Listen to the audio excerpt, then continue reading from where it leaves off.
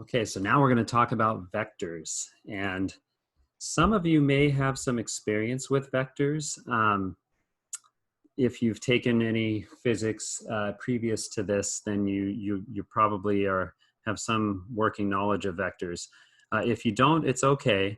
We're going to introduce this from the beginning. And so what a vector is it's really just, I mean, from a pure simple standpoint, it's really just can be thought of as an arrow that's pointing in a certain direction, okay? And we can attach meaning to that arrow in certain contexts. We'll talk about that in a minute. So the vector, okay, there's two popular notations, 2i plus 4j plus 6k. I'll talk about that in a second. Also known as 2, 4, 6 with the sharp brackets attached to those, okay? It's a lot faster to use this notation, but it's kind of important to know both of them. So that would be a vector that would go from, one way to plot that vector is to put the end of it at the origin, and the point 2, 4, 6, we graphed that on the previous video, over 2, over 4, over 6 is like the far point of a box. So the vector v would go from the origin to that corner. Okay, it's an arrow with a certain length. Okay. Now we can talk about the magnitude of v. The magnitude is also known as the length. If you want to know the length of a vector, it's the magnitude. And it can be shown, it's like an extension of the Pythagorean theorem, where you go the square root of a squared plus b squared, but now we're going to have another dimension. It's really just the square root of the sum of the squares of each part of your vector. And so its length is the square root of 56. Okay. Let me go back to the notation 2i, 4j plus 6k. What those are referring to, I itself, I is a unit vector, a length of 1. I is a unit vector in the x direction. Okay, so from the origin, you can picture just a vector going 1 unit in the pure x direction. That would be an I vector. So another way to think about getting to this point is if you did 2 of those I vectors, and then you did 4, j is a vector pointing in the y direction, you did 4 of those, and then 6 k vectors are unit vectors pointing upward. That would take you to the same point. And you can think of it as adding up all of those little tiny unit vectors. Okay, so again, I goes in the x direction, j is a unit vector in the y direction, and k is a unit vector in the z direction. All right, now suppose we want a vector that is going in the same direction as v, but we want it to be a unit vector. Okay, so we want a vector, we know the length of this vector, v, is the square root of 56, but what we want is just a vector that's pointing in the same direction, but only has a length of 1 unit. So it makes sense if the length of this vector is the square root of 56, what if I just divide it by its length, right? That would make it have length 1. So, oh yeah, remember notation for vectors, the magnitude of a vector, sometimes they use double absolute value, sometimes they just use 1. Doesn't really matter. So it's v over the magnitude of v. So you take your vector, divide it by root 56, and you can split it up into all 3 parts. 2 over root 56 plus 4 over root 56j plus 6 over root 56k. So we can express v as a product of its length, right? Root 56 is its length. And typically, unit vectors are used to specify a direction, okay? A direction. Any vector inherently has a direction. 2i plus 4j plus 6k is a vector that is pointing in a certain direction. But it's kind of customary, anytime you want to specify a direction, is to specify it with a unit vector rather than the full vector. Okay. And this this kind of gets at the idea of what a vector is. The length can be thought of as the magnitude, and this is a direction. Vectors have magnitude and direction. Here we go. For example, velocity, force. Velocity, right? We can talk about a velocity of -10, let's say, meters per second. The negative would imply some sort of either you're going down or you're going to the left, right? If I put a positive, that would imply the opposite. So with velocity, there's a magnitude of 10, and there's also a direction implied with the negative. Speed is a good example of something that's just a scalar. If something was moving at a velocity of 10 meters per second, we would just say its speed is 10 meters per second. Okay, speed doesn't care about direction. Okay, so we'll leave that to somebody else to figure out whether you're going backwards or forwards. Okay, and anything that's just magnitude, we call that a scalar. Okay, so there's vectors and scalars. One thing we want to understand, we did this a little bit with the I and j and k unit vectors, is how do we add and subtract vectors? Say I have the vector u equals 3i plus j, and I have v equals I plus 5j, and I want to add those two vectors. It's really easy to do algebraically. You really just add the components. So in my I components, I have 3 and 1, so 3 plus 1 is 4. 1 plus 5 gives me 6. You can just add the components. What's going on graphically is you add vectors head to tail. So we put the tail of u, that stretches out to 3, 1.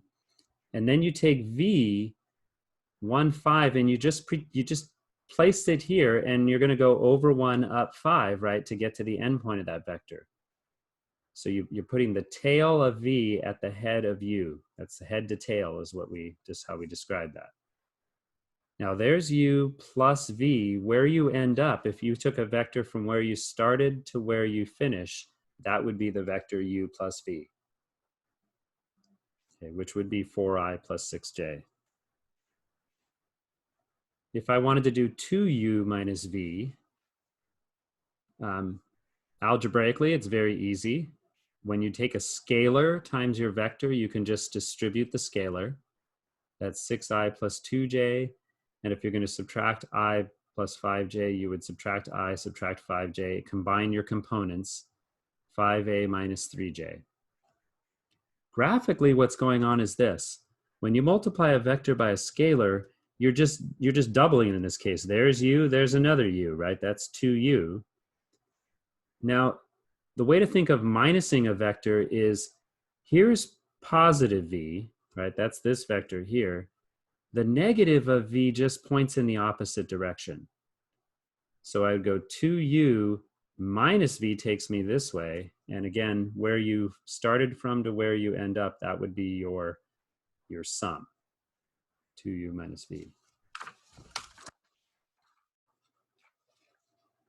Now the classic case of adding vectors and how they add, many of you, even if you haven't taken a physics class, have probably done a problem like this in a math class. Say you have a plane that's flying east at 100 miles per hour, and the wind is blowing 20 miles an hour towards 60 degrees north of east. So it's blowing the plane, and so that's going to have an effect on the actual path of the plane. Okay, so we can do this with vectors. You don't have to. If you did this in a trig class, you can do it with trig, but we can think of this as a vector. So the plane flying east at 100 miles an hour can be thought of as a vector that's going in the direction of I. Remember, I is in the x direction. So 100i would be a vector that has a magnitude of 100, and because it's going in the I direction, it's reflecting the direction, right? It has magnitude and direction. My wind vector, if it's going at 60 degrees north of east, the wind is going in this direction, has a magnitude of 20. So if you do a little trig, if you think of that as a 60-degree angle, you could break it up into its components. This ends up being half of that, and this is 10 root 3. So I could think of this vector as 10I plus 10 root 3j. That's my wind vector. Now my resultant vector would be the sum of my planes vector plus the winds vector, which is very easy to do algebraically. Again, you just combine your components. It would be 110I plus 10 root 3j would be this vector. If I want to know the speed of the plane, that's like asking what's the magnitude of the resultant vector. So I would do the square root of each part squared added together, and I get a resultant speed of about 111.3 miles per hour. We could also specify the direction. And an easy way to do that would be to just take if you think of a triangle, 110 by 10 root 3 here, that angle I could just use an inverse tan of 10 root 3 over 110, and I could get 8.95 degrees north of east is one way to denote it. Okay, the next big thing we're going to talk about is how do you multiply two vectors? And we'll see going forward that there's two ways to multiply vectors. There's one called a dot or a scalar product, and another one called a cross or a vector product. Right now, we're only going to do the dot product, and we'll talk about this formula on my next page, and the cross product's going to come later. Okay.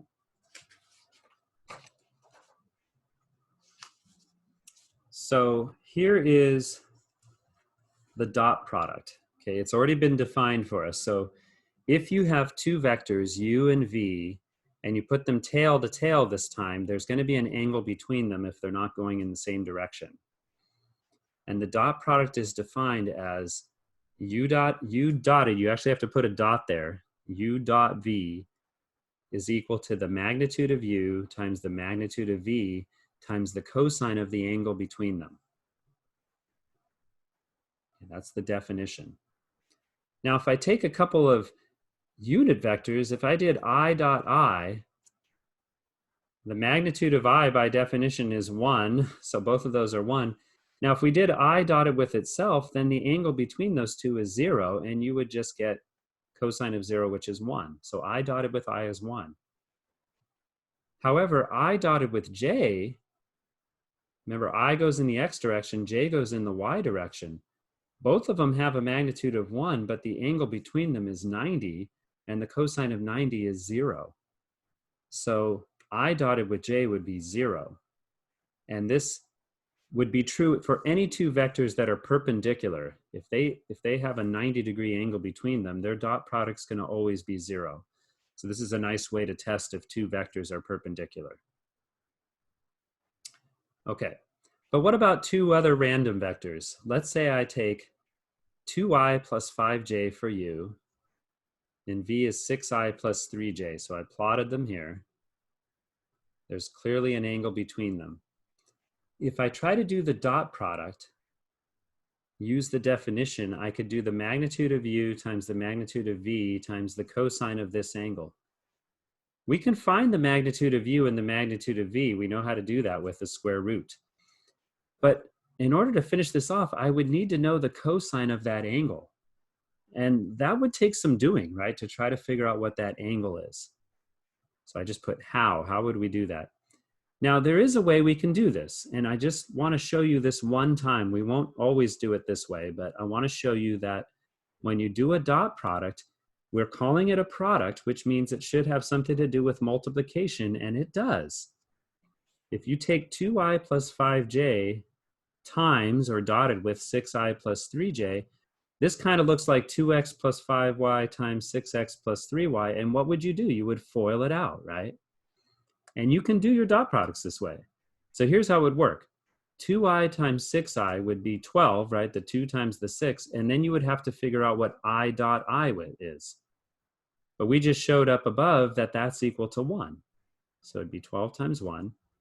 Then you would get 2 times 3, which is 6, but you'd have to do I dotted with j, and we just showed that because these two vectors are perpendicular, that would be 0. 30 j dotted with I, similar deal. The angle between those two is 90, so that would be 0. And then finally 5 times 3, which is 15, j dotted with j. Since those are both going in the same direction and they're unit vectors, that would have a value of 1. So you can tell what it's going to boil down to is really just this term and this term. These two go away, so I get a total of 12 plus 15, which is 27. Okay. Now, you might notice, now that you see how it's going to work, any of the ones where it's j dotted with I or I dotted with j are just going to be 0. So finding the dot product can be as easy as I just multiply the two numbers with the I. 2 times 6 is 12, plus 5 times 3, those are my two similar j components, is 15, and I just add those together. And this is how it will always work. And so we have another way we can find the dot product between two vectors. And I'm going to extend this to three-dimensional vectors, and I'm going to use the other notation. If u is equal to the vector ABC and v is DEF, you literally, to get the dot product, can just multiply the I components and then add the product of the j components and then add the product of the k components. So as an example, two three-dimensional vectors, u dotted with v would be 2 times 5 plus 1 times 2 plus negative 2 times 6. And it just so happens this dot product comes out to be 0. So remember what that tells us. That tells us that these two vectors are actually perpendicular. The only way you could have gotten a dot product of 0, if you go back to the definition, is if the angle between them was 90 degrees, right? And this is a nice way, you know, it's pretty easy to tell if a two-dimensional vectors are perpendicular, right? Because in 2 dimensions, if this is my vector u, there's only two vectors that would be perpendicular. One would be going this way, the other one would just be the opposite of that. But in 3D, there's an infinite number of vectors perpendicular to any three-dimensional vector. I mean, you can think of it as a line in space where you have a variety of, you have all kinds of different vectors that could be coming off at right angles from that line, right? So there's an infinite number of vectors perpendicular to any three-dimensional vector. I was going to try to show it with 2 pens here, right? If those two intersect in a line, if I rotate the pen this way, it's still perpendicular, or this way, right? They're still perpendicular. So if someone asks you to find a vector perpendicular to a three-dimensional vector, the good news is there's an infinite number of answers, okay? Now, you have to find one of them still. So what you could do, here's what I did. I randomly picked an I component. So I just chose 4. I randomly picked a j component. I chose 1. What is my dot product so far? It's 3 times 4. It's 12 minus 4 times 1. So it's 8. And if I want this dot product, if I want it to be perpendicular, I need the dot product to be 0. So I put, if this is 1, this would have to be negative 8, right? That would give me minus 8, and my dot product would be 0. Alternatively, you could let one of them be 0. Like, let's say I don't have an I component. Then my dot product is going to be 3 times 0, which is 0, negative 4 times 1, and then plus 1 times, you would have this would have to be 4 to give us a dot product of 0. I did another one where I let j be 0, so I just chose I to be 1. That my dot product would be 3 plus, that would be 0. 1 times what would have to give you 0? It would have to be negative 3. Now, what you wouldn't want to do on this type of a problem, you might be thinking, well, why not just let all of them be 0? Because the dot product would definitely be 0 there, right? But that's the vector 0, 0, 0, which is considered a vector. 0, 0, 0 is considered a vector, but it has no direction, right? No direction attached to it. So it's not a very interesting vector for these purposes. One of the things you can now do, now that we know two ways to find the dot product, we can actually use the definition. If you happen to know the angle between two vectors, you can use the definition. That's going to be very rare though. But we now know an easy way to calculate the dot product by just multiplying the components and adding them together. So we can manipulate this formula and solve for theta, which is going to be the angle between the two vectors. Okay, so here's got a couple examples that I think are kind of interesting. Say you have a cube. I need to back this out a little bit. There we go. A cube, and we want to find the angle between a diagonal of the cube that would go from one corner to the opposite corner with the diagonal of one of the faces. Okay. What is that angle? I mean, a first gut reaction, you might think it's 45 degrees. It's actually not. It's actually not. So one way we can now do this is, and this is a skill to know how to do, is to create your own two vectors. So what I did here was I decided to just pick this point, 1, 0, 0, and use this point here, which is 0, 1, 1. And to find a vector that stretches from here to here, the common technique is to do your final minus initial. So in terms of my x, 0 minus 1 is negative 1. 1 minus 1, 1 minus 0 is 1, and 1 minus 0 is another 1. That's how I'm getting this vector u. Across the face, I'm going to use the point 0, 1, 0, and the same strategy. 0 minus 1 is negative 1, 1 minus 0 is 1, 0 minus 0 is 0. Now I have two vectors. I can use my formula to find the angle between them. So you're going to need the magnitude of each of them. So the magnitude of u is the square root of each of the parts squared, added together. That gives me root 3. Magnitude of v is root 2. The dot product is very easy. I just multiply and add, right? Negative 1 times negative 1 is 1. Plus 1 times 1 is 2.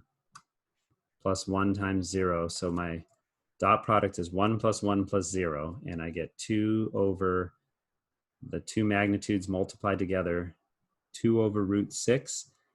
And the inverse cosine of that is actually only about 35 degrees. So on a cube, the angle between the diagonal of the face and the diagonal of the cube is less than 45. It's about 35 degrees.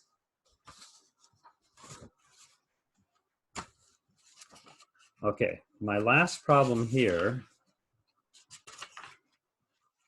is referring to